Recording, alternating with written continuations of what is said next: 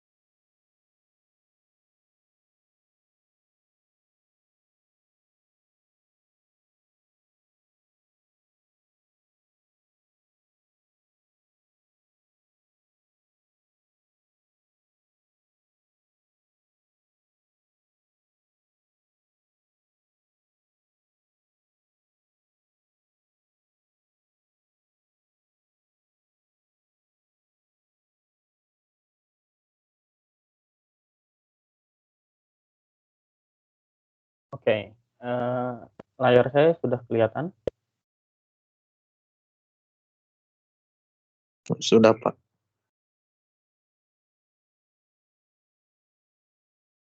Tugasnya gimana? Sulit nggak?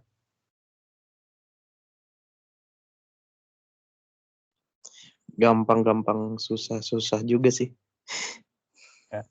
Gampangnya di mana, susahnya di mana? Boleh cerita? Gampangnya di INTM-nya doang, Pak. Kalau untuk subprogramnya itu lebih susah. Ya, kalau bisa buat dalam subprogram kan ada nilai bonus gitu aja kan ya. Iya. Urutannya gitu, Pak, yang paling susah tuh. Oke. Ada lagi nggak yang mau cerita tentang tugas?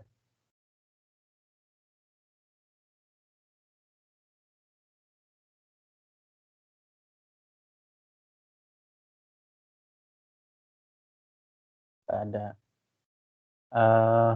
Kalau gitu saya masuk ke materi ya. Baik, Pak. Oke. Hari ini kita masih belajar tentang subprogram. Yang kita pelajari adalah tentang pemrograman rekursif. Sebenarnya materi ini mungkin sebagian dari kalian sudah pernah memakainya di PTIA, ya. Walaupun di PTIA nggak benar-benar diajarin, tapi mungkin sebagian sudah pernah memakainya.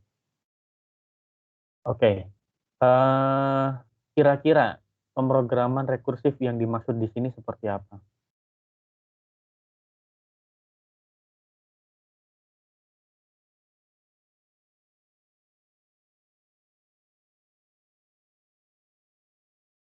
Atau contohnya deh.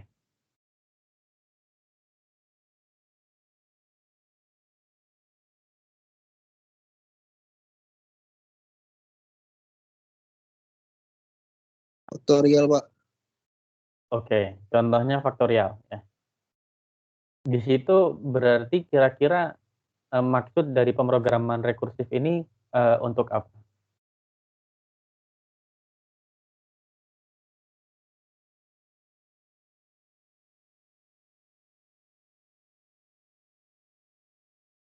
Kira-kira untuk apa?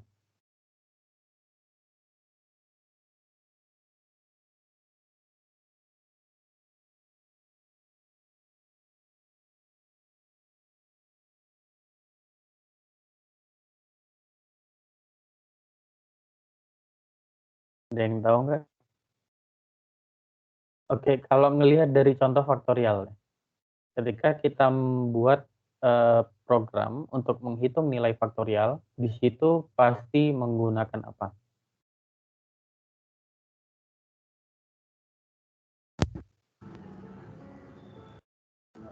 Menggunakan perulangan, Pak. Gunakan pengulangan. Dan di awalnya ada nilai awal, kemudian kita punya pengulangan. Nah, rekursif, maksudnya pemrograman rekursif ini kurang lebih nanti kita akan ke arah sana. Ya. Nah, kita sekarang ada di pertemuan minggu keempat ya. Oh ya, ngomong-ngomong, jangan lupa untuk isi kuesioner ya di Siup. Tolong isi kuesioner sejujur-jujurnya. Kalau memang cara mengajar saya kurang bagus, ya silahkan ditulis kurang bagus. Kalau misalkan sudah cukup bagus, ya silahkan ditulis sudah cukup bagus. Saya mohon ditulis sejujur-jujurnya sesuai apa yang kalian rasakan ya. Oke, kita ada di minggu keempat ya, rekursif. Tujuannya adalah yang pertama pasti agar mahasiswa memahami apa itu fungsi rekursif.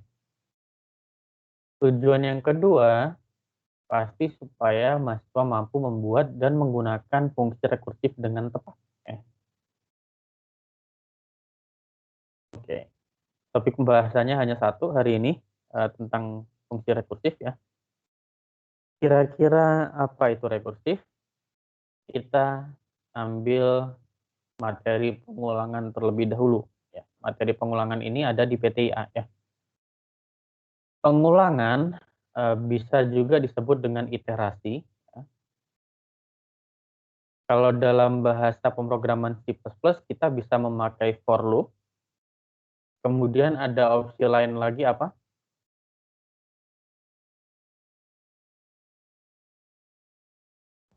Selain for loop ada apa di C++? Untuk pengulangan while, kemudian apa lagi?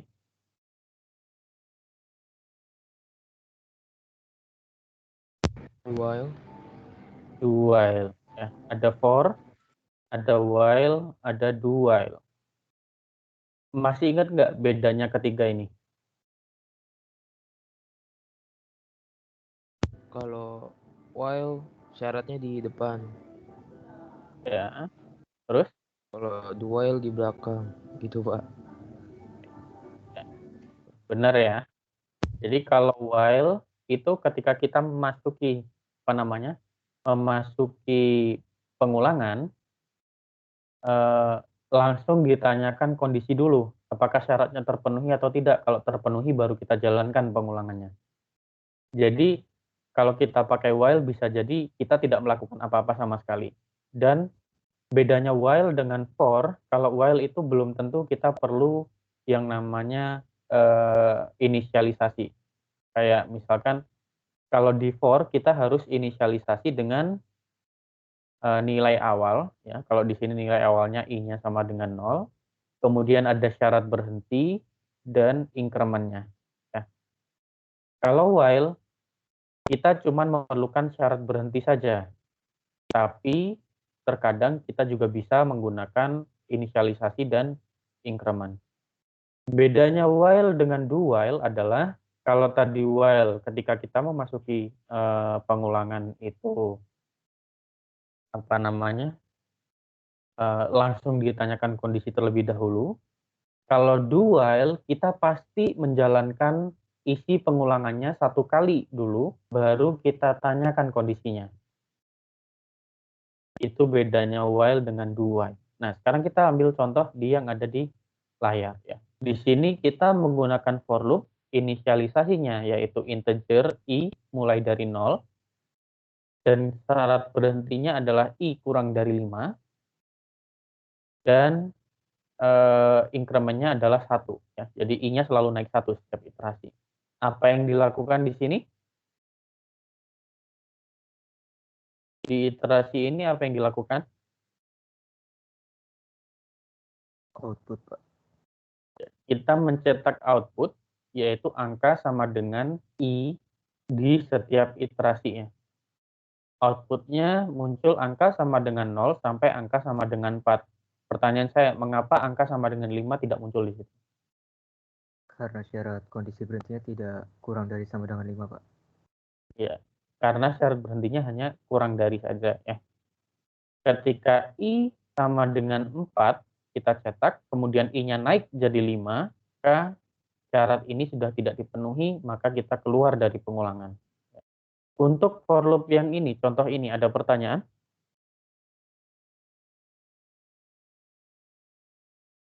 Masih mudah ya.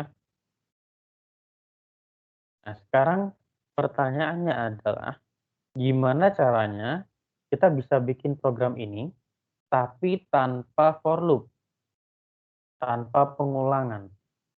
Bisa nggak kira-kira?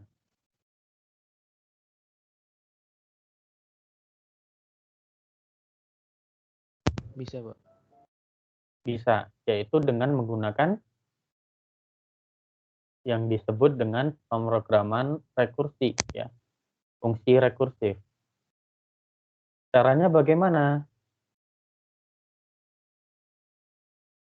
Idenya adalah kalau kalian tahu apa namanya, ini boneka apa ya namanya?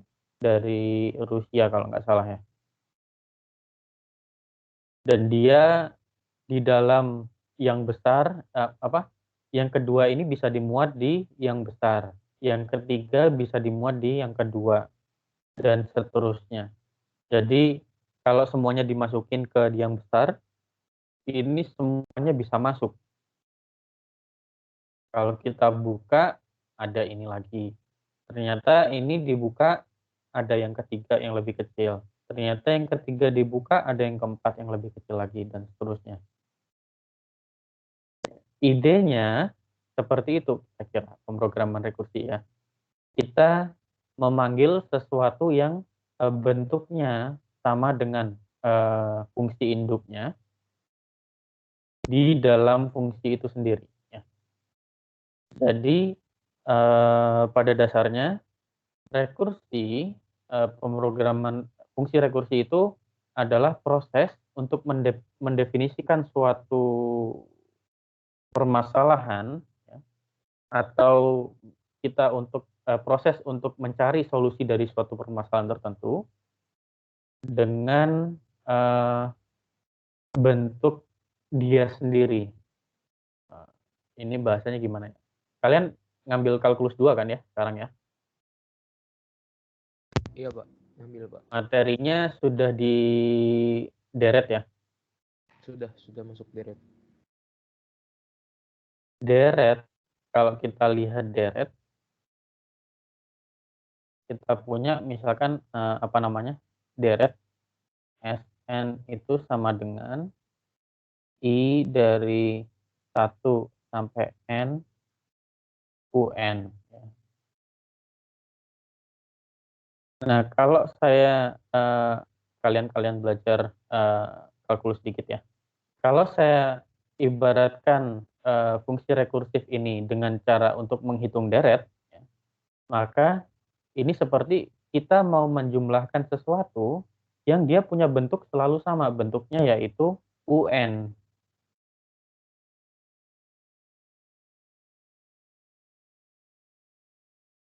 Kita bisa tuliskan juga seperti ini. Bentuknya, mana sih kursor saya? Oh, di atas. Bentuknya adalah Sn-1 ditambah UN. Betul tidak ini? Sn sama dengan Sn-1 ditambah UN. Betul nggak?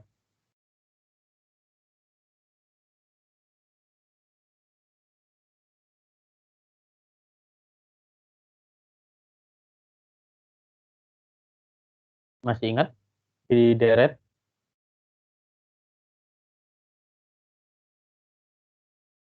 Halo, siapa yang ngajar kalkulusnya?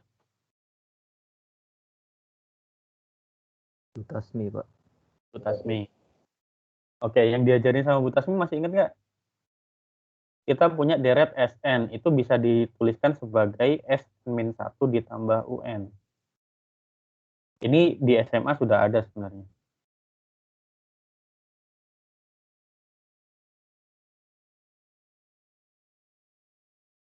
Masih ingat nggak? Iya, Pak. Iyanya terpaksa atau gimana nih? Oke, saya jabarkan lagi dah ini. Sn itu sama dengan U1 tambah U2 tambah dan seterusnya sampai tambah U n-1 n-2 dulu tambah un-1 tambah un ya. Yang ini sama dengan n-1 enggak? Iya, Pak. Ya. Sekarang sudah ingat ya?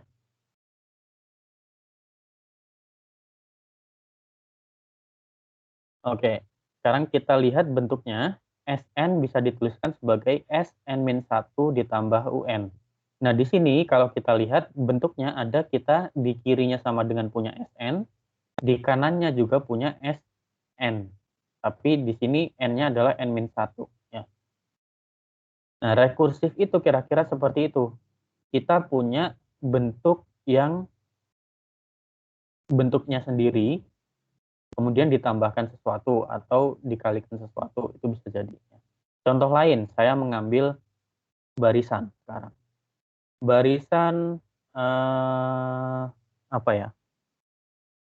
Barisan Fibonacci ya.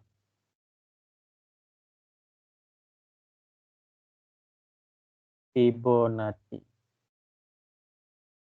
Kita misalkan punya U1-nya 1, U2-nya 1.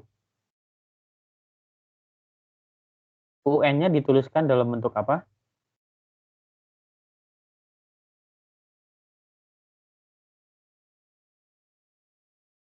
Untuk N mulai dari 3, 4, 5, dan seterusnya. Kalau deret Fibonacci, barisan Fibonacci, kita punya dua suku pertamanya 1, misalkan, atau 01. UN-nya, itu rumusnya gimana? Ini di materi barisan ya, harusnya di pertemuan kelima kalkulus 2 nih.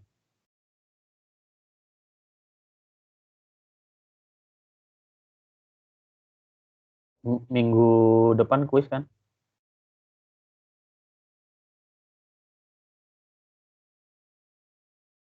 Halo, pendiam semua nih. Kalkulus, Pak. Iya. Iya, Pak. Kalau rumus deret berarti A ditambah B kurangi 1 kali N ya. Kalau Fibonacci seperti apa?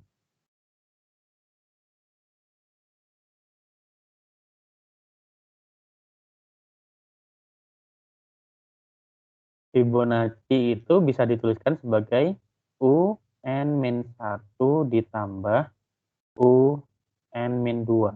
Ya, ya enggak? Masih ingat enggak? Lupa, Pak.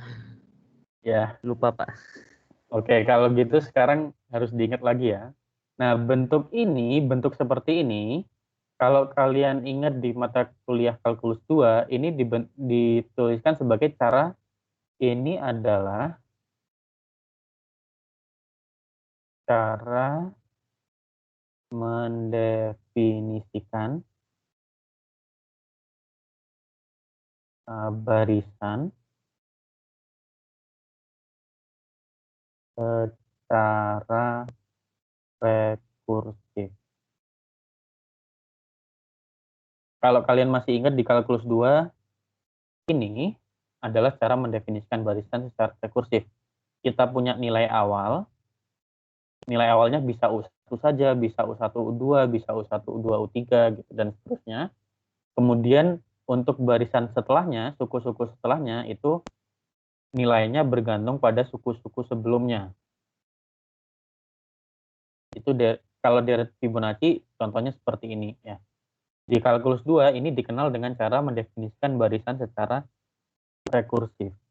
Sama di pemrograman ketika kita membuat suatu fungsi ya, yang memuat pengulangan, maka kita bisa membuat fungsi itu dengan cara rekursif ya, yaitu dengan mendefinisikan subprogram kita, fungsi kita. In terms of itu bahasa Indonesia yang tepat apa ya? Kita mendefinisikan fungsi kita dalam bentuk fungsi itu sendiri, ya. Karena kalau kita lihat di sini kita punya yang sama, UN, yang ini UN-1, ini UN-2, cuman bedanya beda indeks saja. Contohnya di pemrograman kita punya nanti kita coba kalau misalkan ada waktu di akhir kita coba latihan ya pakai contoh. Kita punya apa namanya?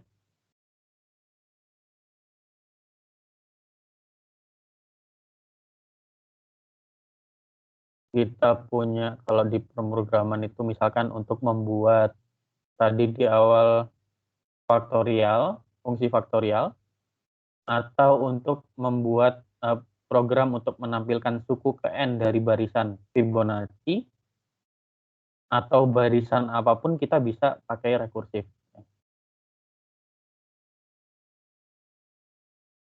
Kita ambil contoh di sini ya.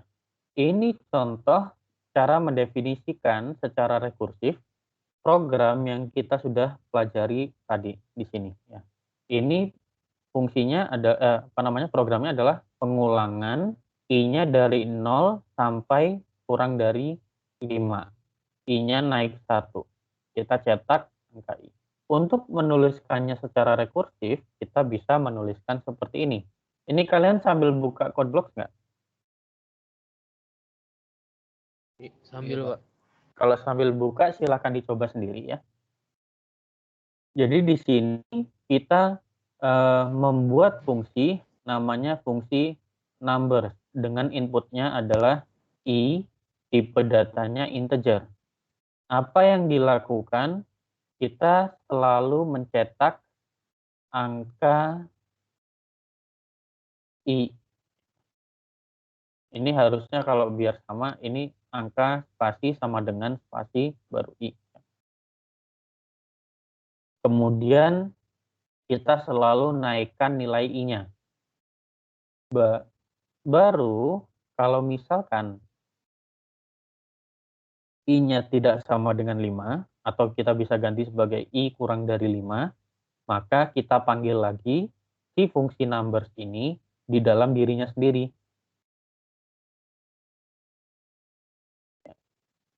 Maka kalau misalkan kita ambil contoh, kita masukkan numbers 0. Ya. Inputnya i0. Ya. Kita cetak nih, cetak angka angka sama dengan i, angka sama dengan 0. Ya. Kemudian i-nya naik, berarti i-nya jadi berapa?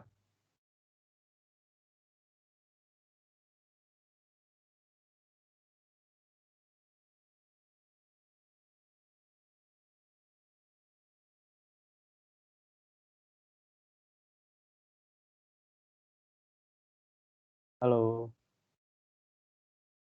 Iya, Kalau Pak. i awalnya 0 berarti kalau i plus plus tambah 1 ya? Jadi 1 kan ya di sini. Ya. Di sini i-nya jadi 1. Kemudian kita cek apakah i sama dengan 5. Maaf, apakah i tidak sama dengan 5? Ternyata i 1 tidak sama dengan 5. Maka kita panggil lagi numbers i. Kita panggil fungsi itu sendiri. I-nya di sini berarti yang masuk adalah 1. 1. I-nya masuk 1. Kemudian kita cetak lagi angka sama dengan 1. Kemudian i-nya naik jadi berapa? 2. 2, Pak. Karena tidak sama dengan 5, kita panggil lagi fungsi itu lagi. Dan seterusnya sampai i-nya sama dengan 5. Hasilnya kurang lebih sama dengan yang tadi pakai for loop, tapi kalau dilihat di sini kita tidak memakai pengulangan sama sekali. Yang kita ulang hanyalah kita memanggil fungsi itu di dalam dirinya sendiri.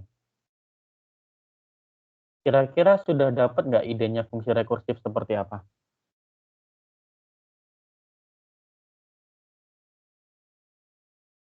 Dapat, Pak. Dapat. Kurang lebih paham, Pak.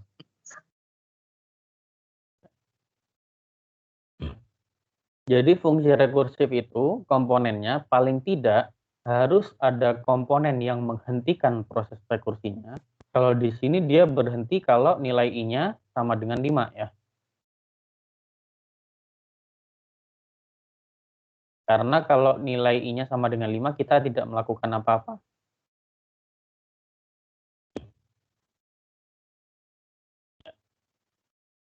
Minimal harus ada komponen yang menghentikan bagian rekursinya. Kemudian ada komponen lain yang memanggil fungsi itu di dalam dirinya sendiri. Di sini, di program utama, kita hanya memanggil satu kali. Number 0 inputnya ya.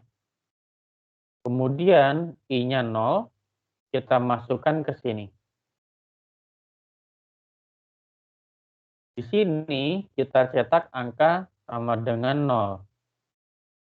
Kemudian I-nya naik jadi 1. Ya.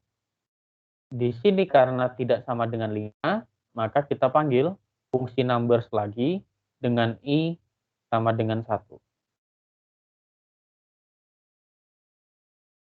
Karena kita memanggil fungsi numbers lagi, berarti itu seperti kita menjalankan satu set subprogram itu lagi. Ya. Kemudian I-nya naik jadi 2. Dan seterusnya.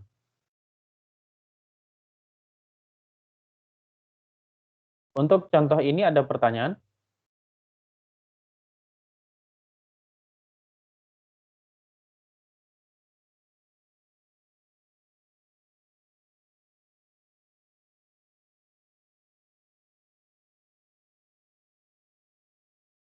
Oke, kalau nggak ada, mudah-mudahan nggak tanya karena sudah paham ya.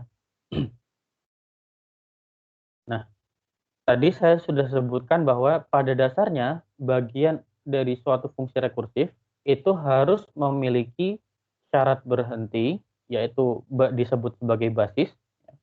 Di sini basisnya adalah berhenti ketika n-nya sama dengan 0. Yang dikembalikan adalah result sama dengan 1. Bagian ini harus dituliskan.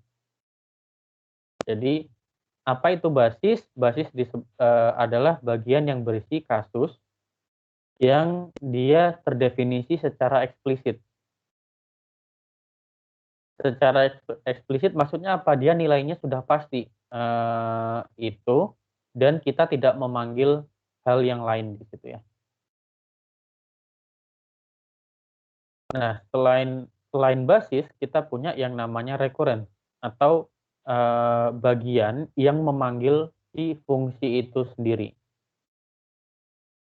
Nah, di bagian ini kita memanggil suatu objek, yaitu dirinya sendiri, dengan parameter, dengan inputnya yang nilainya sudah berubah. Contohnya, kalau kita membuat suatu program, subprogram faktorial, maka kita punya, kalau misalkan n-nya sama dengan 0, ya, 0 faktorial nilainya berapa? 1. Nggak kedengaran.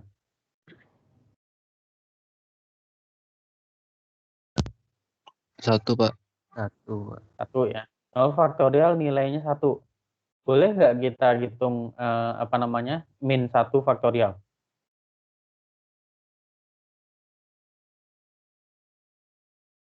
Boleh nggak?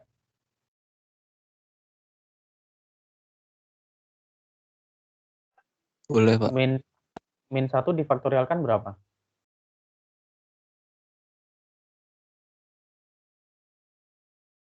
Nggak bisa ya. Faktorial itu dia dari 0, 1, 2, dan seterusnya ya. Kalian cukup tahu itu saja. Dan 0 faktorial adalah 1. Dan ini sebagai syarat berhenti.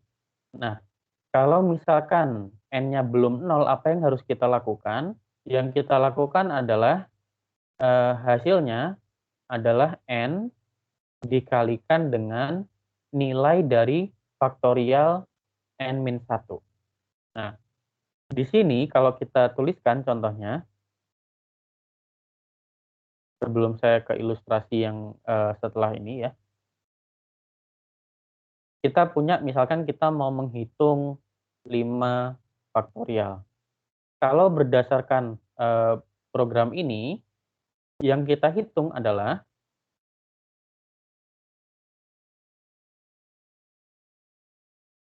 yang kita hitung adalah 5, ya kan, inputnya kan 5, ya. 5 dikalikan faktorial n-1. N-1 adalah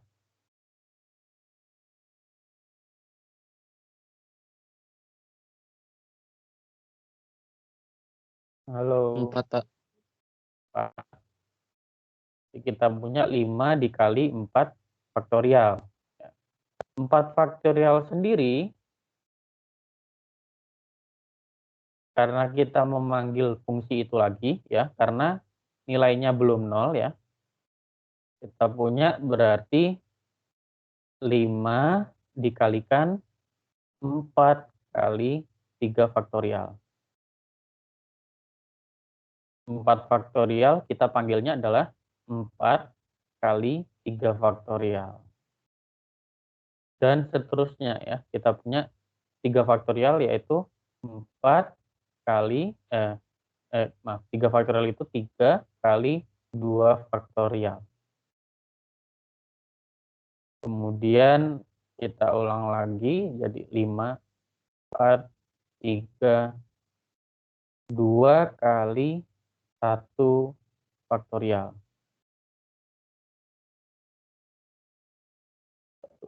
5 kali 4 kali 3 kali 2 kali 1 kali 0 faktorial.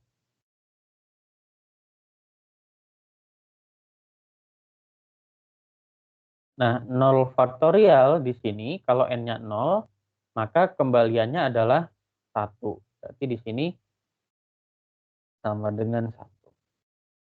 Kurang lebih ilustrasinya seperti ini ya. Kita mau menghitung 5 faktorial. Prosesnya adalah kita mengalihkan 5 dengan 4 faktorial. Untuk menghitung 4 faktorial, di sini kita balik lagi. Jadi 4 dikali 3 faktorial. Dan seterusnya. Sampai kita punya 0 faktorial, kalau 0 faktorial nilainya 1.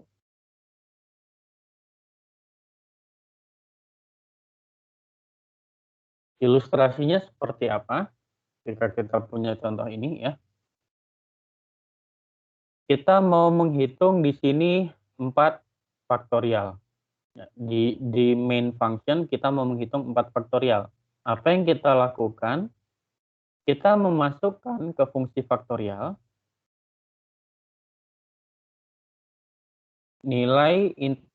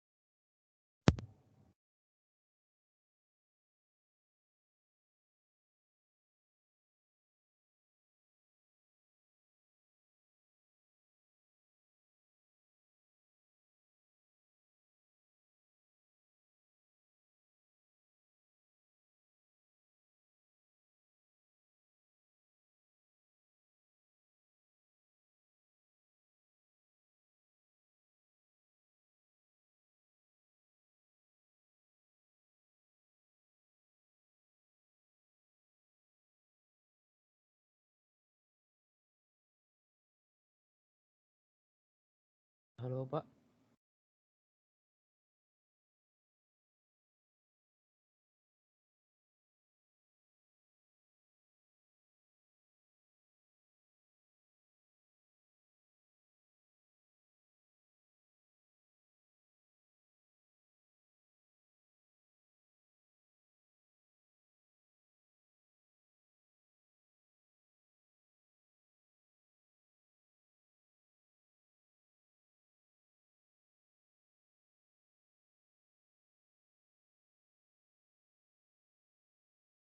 Halo guys.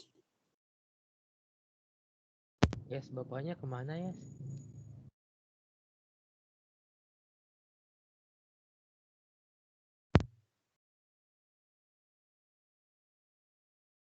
Nggak tahu ini kok kita berkurang terus jadi 15 peserta, 14 peserta.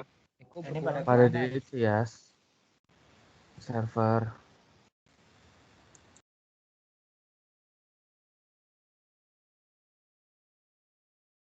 Ini nggak DC pakai provider apa? Gak tahu ini. Gua pakai First Media. Tadi gue juga DC juga tadi. Ini pada DC semua atau gimana deh? Kok kurangnya banyak banget? Halo, Pak. Ini MS Teams-nya atau IndiHome-nya sih? Ini kita tinggal 11 orang loh. Ini kita tinggal dikit anjir. Pada kemana dah? Enggak, ini yang rusak MS Teams-nya atau IndiHome-nya? Gak tahu ini. Di gue sih MS Teams-nya nggak kenapa-napa. Entah kalau yang lain deh. Anu.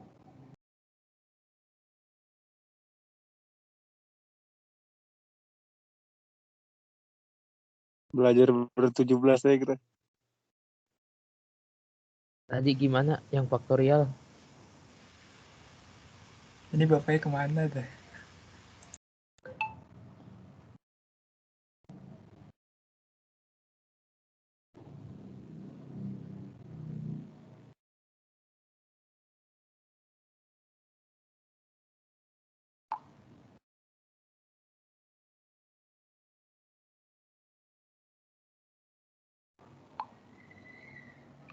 Halo. Tunggu. Halo. Gue cek dulu. Halo, Kan, Brian. Brian, Ren, bapaknya kemana dah? Ya tunggu, gue cek tunggu. Jadi gini guys, fungsi rekursif itu kurang-kurang terus gitu. Dah gitu.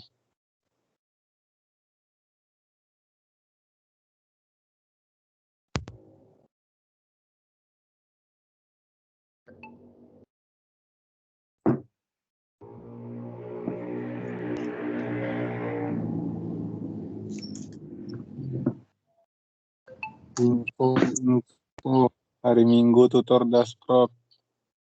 Hari Minggu. Jam berapa? Jam nggak tahu juga, hari Minggu banyak yang ibadah. Bahas TP kemarin. Ayo, pusing. Belum beres gua. Sedih, Faktorial, MTJ.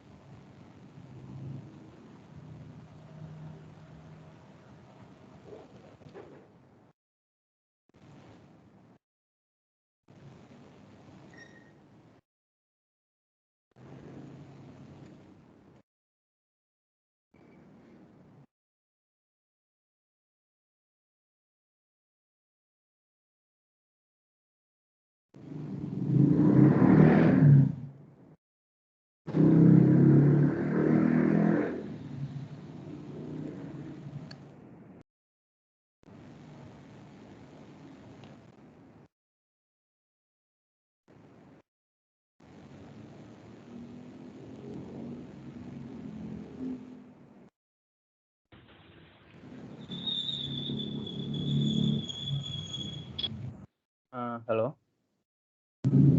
Halo Pak. Halo Pak.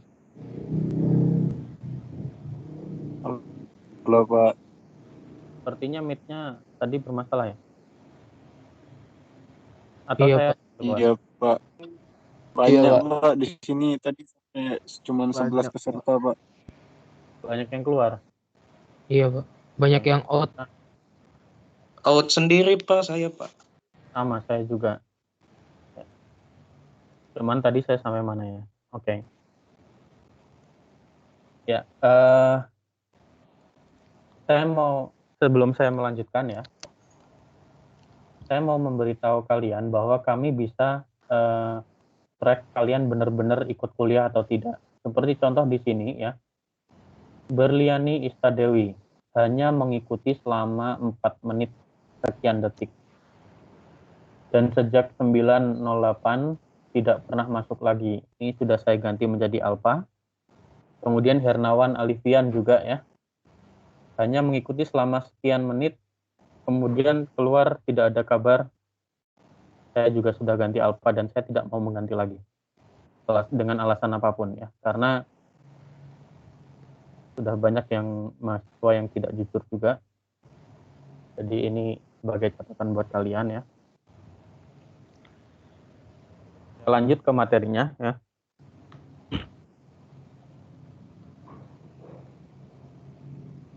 Ada pertanyaan?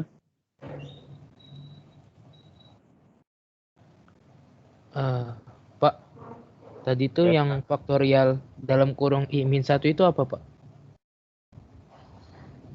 Oke, di sini faktorial dalam kurung I-1 itu maksudnya adalah memanggil, diganti warna pen. Maksudnya adalah memanggil fungsi ini sendiri. Memanggil dalam dirinya sendiri. Dengan inputnya adalah I-1. Berarti dalam kasus ini, di awal kita masukkan I-nya 4 di sini ya. I-nya 4. Kemudian ternyata I-nya tidak sama dengan 0. Berarti yang kita jalankan yang ada di kotak merah ya. Nilainya adalah I dikalikan faktorial di I-1. Berarti kita punya di sini berapa? Berarti kali 3. Berarti yang kita punya di situ adalah I-nya 4 dikalikan dengan I-1 ini berarti berapa? I-1 3 Pak. 3, karena dia panggil ke fungsi faktorial berarti 3 faktorial. Ya. Iya Pak. Jadi hasilnya adalah 4 kali 3 faktorial. Kemudian kita lanjut. I-nya yang masuk adalah 3. Jadi kan I-nya yang masuk adalah 3 kan? Iya Pak. Hasilnya di sini berarti kita punya yang mana? Yang ini atau yang bawahnya? Yang bawahnya. Yang bawahnya berarti kita punya hasilnya adalah 2. Tunggu. Kalau input I-nya 3, yang kita punya di sini adalah berapa? 3, 2 berarti Pak. 3 kali Nah, 2 itunya faktorial. 3. Kali Nggak kelihatan 2 kursornya. faktorial. Iya Pak.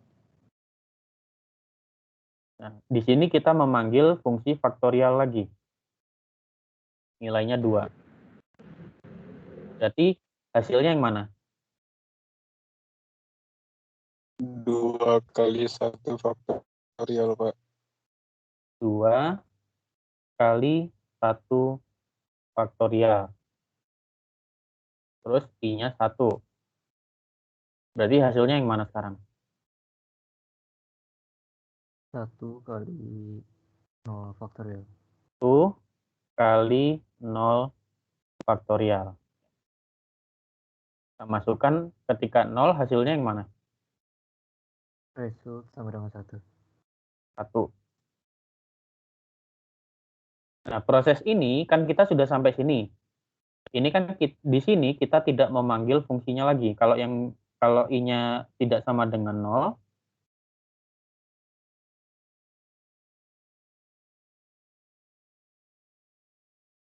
kalau I-nya tidak sama dengan 0, maka kita memanggil fungsi itu sendiri lagi. Ya. Tapi karena I-nya sama dengan 0, kita tidak memanggil apa-apa. Maka dari itu di sini ini disebut sebagai syarat berhenti atau basis.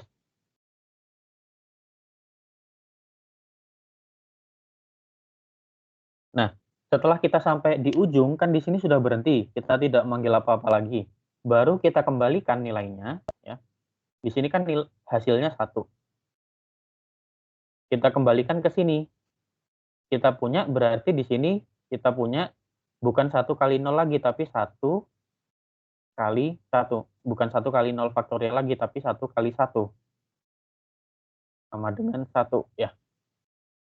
Kemudian hasilnya 1, kita kembalikan lagi ke sini. Di sini, kita punya tadi 1 faktorial. Ya. Ini kan tadi 2 kali 1 faktorial. Hasilnya 1 faktorial kita sudah hitung, yaitu 1. Berarti kita punya 2 kali 1. Hasilnya berapa yang dikembalikan?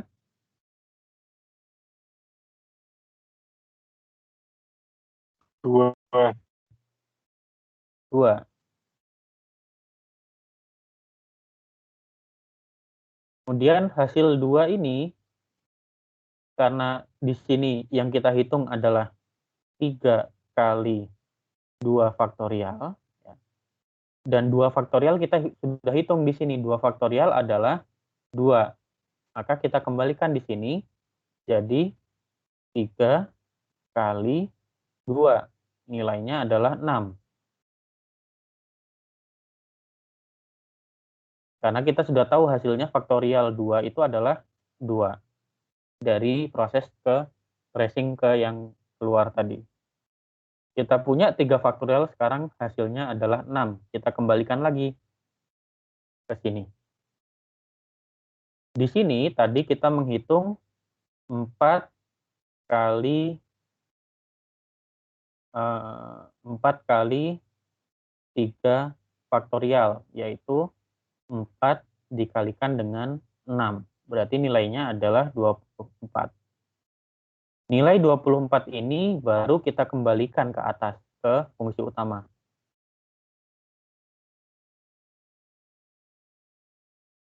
Seperti itu.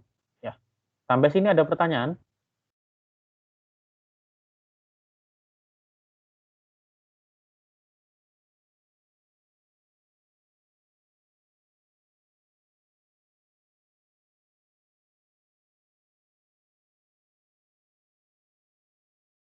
Sampai sini ada pertanyaan? Pak, kalau rekursif ini selain faktorial biasa yang dipakai di mana ya, Pak? Selain faktorial, rekursif itu kalian bisa memakainya untuk misalkan barisan, deret, atau pangkat.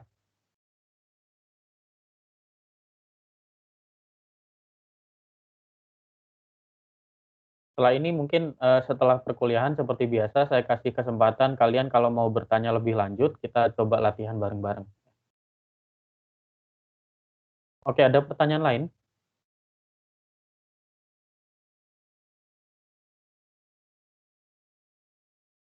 Kalau nggak ada, itu slide terakhir tadi ya.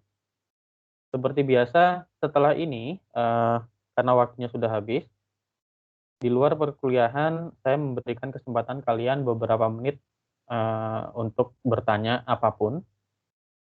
Sambil kalau mau latihan bareng, kita latihan bareng di Codeblock langsung ya. Pertemuan hari ini itu saja. Sampai ketemu di Jumat depan.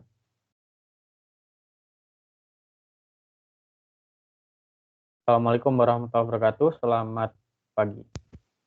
Waalaikumsalam warahmatullahi wabarakatuh. Pagi, Pak. Waalaikumsalam warahmatullahi wabarakatuh. Pagi, Pak. Terima kasih, Pak.